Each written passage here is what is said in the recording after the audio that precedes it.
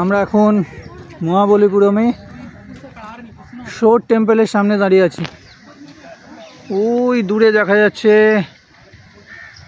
দেখুন শোর টেম্পল, বঙ্গোপসাগরের তীরে শোর টেম্পল।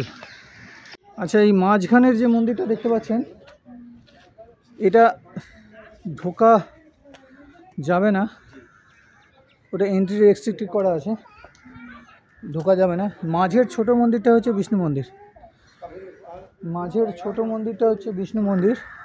বিষ্ণু মন্দিরটায় আমরা ঢুকতে পারিনি, ওদিকে লেখা আছে entry restricted, work in process, inconvenience caused is regretted. আর দুটি যে বড় বড় মন্দির দেখতে পাচ্ছেন চূড়া, এই দুটি চূড়া বিশিষ্ট অংশ হচ্ছে শিব মন্দির, আর মাঝের ছোটটা হচ্ছে সব থেকে পুরানো, এটা হচ্ছে বিষ্ণু মন্দির।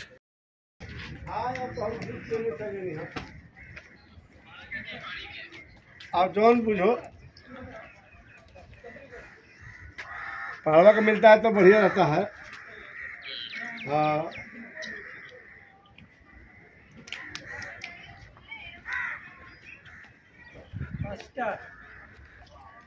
ठीक है। हाँ, वह तारो दिन भैया तक नहीं है।